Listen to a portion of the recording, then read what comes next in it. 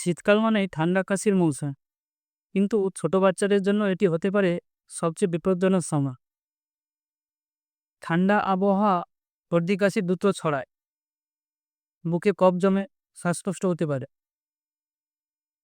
অনেক ক্ষেত্রে সেটি নিউমোনিয়ার রূপ নেয়। এবছর ভারতে আরএসভি ভাইরাস দ্রুত ছড়াচ্ছে। এই ভাইরাসে আক্রান্ত হলে ছোট বাচ্চাদের শ্বাস নিতে কষ্ট হয়, বুক টকটক করা, খাওয়া কমে যাওয়া এমন উপসর্গ দেখা দিচ্ছে। বিশেষ ঝুঁকিতে 6 মাসের নিচে শিশুরা, প্রিম্যাচিওর বাচ্চা ও যাদের জন্ম থেকেই ফুসফুস দুর্বল, তাদের ক্ষেত্রে এই রোগে ঝুঁকি রয়েছে। তাহলে কি করবেন? ঠান্ডা লাগলে দেরি না করে ডাক্তারের পরামর্শ নিন। ভিড় এড়িয়ে চলুন, ঘরে বাতাস চলাচল রাখুন, ঘরের জানলার দরজা বন্ধ করে রাখবেন না।